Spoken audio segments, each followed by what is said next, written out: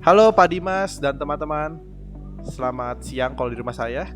Eh, Kami di sini akan membahas tentang tugas kita, yaitu tentang SM, PM, dan juga PO, dan juga Gateway. Kami dari kelompok 3 yang berisi mana ada saya, Erik 422 019 019, lalu ada juga Klesus yang dimana dimnya 005, lalu ada William di mana NIM-nya 014, ada juga Nathan dengan NIM 002 dan juga ada Marcin Lutanus di mana 012. Kami akan mulai dulu pembahasan kita dari Gateway. Ya, gateway itu adalah sebuah kondisi di mana kita bisa untuk memilih sebuah tindakan dari beberapa pilihan. Biasanya beberapa pilihan tersebut tetap sesuai dengan tujuan akhir. Gimana? Contohnya kita kasih contoh aja. Nah ini dia. Awalnya itu adalah triggernya adalah minder, di mana orang ini akan terjadi minder tentang berat badan. Nah tujuan akhir berarti apa? Kurusin dong. Nah seperti itu. Jadi kita mulai dari activity pertama, yaitu lihat timbangan. Dia harus pastiin dulu dia benar-benar kurus apa enggak nih. Benar-benar gendut atau enggak. Oh ternyata gendut beneran. Ya udah, berarti udah ada dong tujuannya mau kurus kan. Nah di mau kurus ini ada dua pilihan. Kita bisa pilih olahraga atau kurangi makan. Nah disinilah maksudnya plan Gateway, di mana ada dua pilihan lain ataupun banyak ya, di mana itu sama-sama sebenarnya mempunyai tujuan akhir yang sama, yaitu kurus. Ya dong, olahraga bikin kurus? Iya.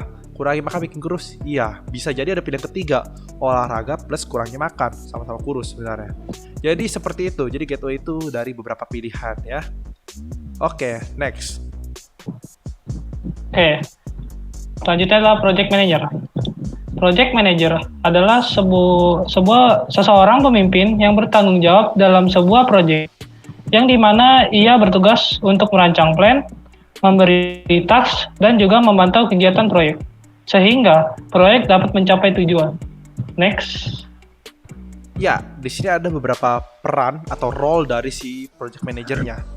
Yang pertama yaitu adalah mendefinisikan jangkauan proyek tersebut, di mana definisi jangkauan ini penting banget supaya si project manager bisa menggali data ataupun membuat plan dari jangkauan ini. Lalu yang kedua, dia mengestimasikan waktu dan juga budget. Gunanya apa? Gunanya untuk mengestimasikan waktu ini supaya tahu nih akhirnya sampai kapan, dan juga dia bisa membuat nih kayak ini yang tugas A nya sampai sekian supaya dengan waktu yang dicapai nanti. Karena kalau nggak ada estimasi waktu ini bakal jadi berantakan nanti, jadi waktu karet gitu sebutannya. Lalu juga ada budget. Ini budgetnya juga penting nih, karena supaya nggak berlebihan juga budget yang dikeluarkan untuk membuat sesuatu. Lalu ada poin ketiga, itu menganalisis resiko dan juga mengontrol resiko tersebut. Di sini gunanya buat apa sih project manager ini? Adalah dia menganalisis dulu nih resiko yang akan terjadi. Supaya apa? Supaya amit-amit resiko itu terjadi. Jika dia membuat sekian lalu terjadi resiko, nah dia udah siap sedia atau siap siaga. Jadi kalau resiko itu tersebut dia udah siap. Oh, gue udah tahu nih gue harus ngapain. Seperti itu. Jadi sedia payung sebelum hujan ya. Nah, lalu ada poin keempat, yaitu membuat proses dan juga menerima report. Nah, proses yang di sini maksud adalah proses planning lah sebutannya. Jadi dia harus udah kasih tahu nih kayak ini lu sekian di waktu sekian ke tim-timnya. Misalkan nanti lu buat aplikasi ini ya di tanggal sekian harus selesai ya, atau database-nya. Lalu dia harus menerima report si project manajernya. Nah itu nomor 4. Lalu yang kelima adalah mencari data dan juga membuat plan. Nah di sini tadi mencari data dari jangkauan yang sebenarnya dia udah cakup dari awal, dan juga dia membuat plan supaya waktu juga ada yang diestimasi bisa berjalan dengan baik. Itu sekiranya project manager. Next. Selanjutnya adalah Scrum Master. Scrum Master ini layaknya seorang guru. Nah, sebagaimana seorang guru, Scrum Master itu harus bisa mengajarkan cara kerja yang lebih kolaboratif dan juga menyenangkan dalam mengembangkan suatu produk atau aplikasi. Scrum Master ini layaknya juga seorang coach, di mana ia mengajar dan juga memberi coaching ke timnya agar bisa bekerja dengan maksimal. Next. Nah, jadi Scrum Master dan Project Manager itu sangat berbeda.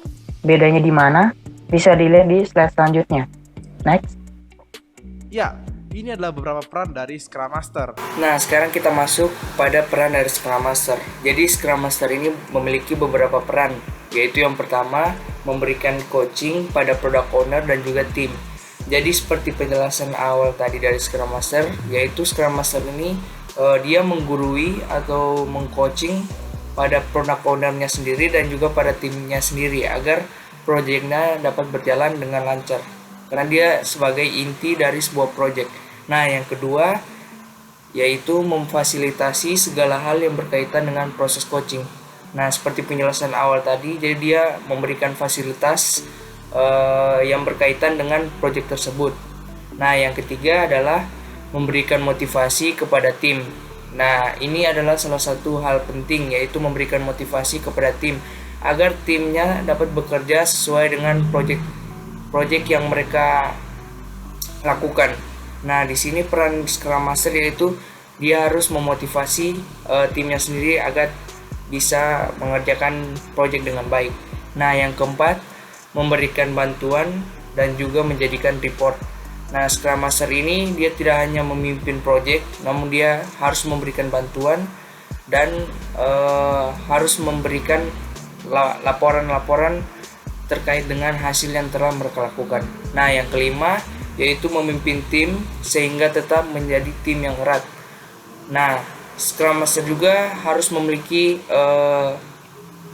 behavior ini, yaitu dia memimpin tim dengan baik agar timnya tersebut bisa bekerja sama atau kompak untuk menyelesaikan suatu proyek tersebut. Next, kita ada Product Owner. Product owner adalah pemimpin yang bertanggung jawab atas keberhasilan atau kegagalan produk tersebut. Jadi, product owner itu cukup penting karena product owner menentukan dan menjadi product backlog atau susunan pekerjaan atau semacam to-do list. Product owner bisa juga merubah list yang ada karena prioritas tertentu dengan ketentuan tertentu juga. Ya, next. Ini adalah peran dari Product Owner. Ya, peran Product Owner adalah menyampaikan visi dan arahan projectnya. Karena kenapa? Ini gunanya visinya ini adalah biar si timnya tahu juga arahannya mau kemana dari project ini. Nah, itu gunanya tugas pertamanya. Lalu kedua, memaintain atau menjaga dan juga memprioritaskan list to do. Nah, di sini paling pentingnya menurut saya tentang product owner, karena di sini dia harus membuat dulu pastinya, dia harus udah harus siapin susunannya, kira-kira mau ngapain aja, apa aja harus diselesain dulu. Lalu dia juga bisa memprioritaskan nih, ya kan, setelah ini. Andai kata di pertengahan tiba-tiba si customer itu mau minta ini diselesain duluan, misalkan kerjain ini dulu dong, tolong. Nah, si product owner bisa langsung ubah lagi prioritasnya gitu. Mungkin ya timnya mungkin panik, cuma setidaknya kan kemauan customer.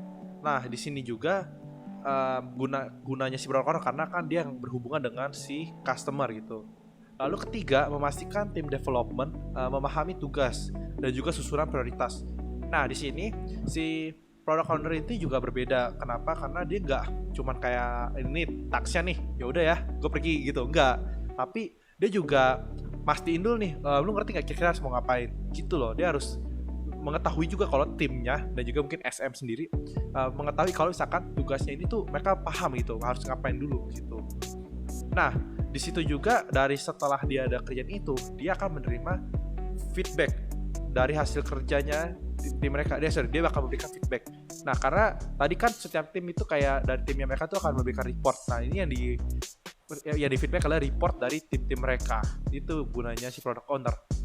Sehingga kesimpulan dari tugas kali ini adalah 1.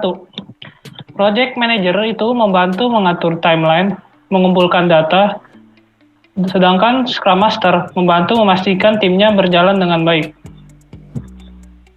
Yang kedua, Scrum Master biasanya lebih banyak ikut membantu turun tangan dengan tim development-nya. Sehingga Scrum Master bisa memastikan list dari PO atau product owner bisa sesuai dengan susunan yang diinginkan. Next. Nah, yang ketiga adalah project manager atau PM biasanya lebih banyak memantau ketimbang turun tangan. Tadi saya sudah bahas karena dia biasanya lebih kasih task, sehingga PM lebih cocok untuk project yang besar dan juga dia memegang banyak SM di tiap tim. Nah, ini menurut saya. Kenapa? Karena ya dia lebih banyak kasih task saya, jadi lebih turun tangan si SM. Si SM itu karena kan lebih banyak support ketimbang si PM. Itu menurut saya tentang PM. Lalu keempat. 4. Product owner. Product owner itu memiliki peran paling bertemu dengan end user atau customer, sehingga dia memegang penting untuk list to do. Ya, nomor 4 ini penting banget karena si nomor 4 itu product owner paling ketemu banyak tentang customer. Dia yang menjadi penjembatan lah menurut saya gitu. Oke, sekian dari kami. Terima kasih Pak Dimas dan teman-teman. Bye-bye.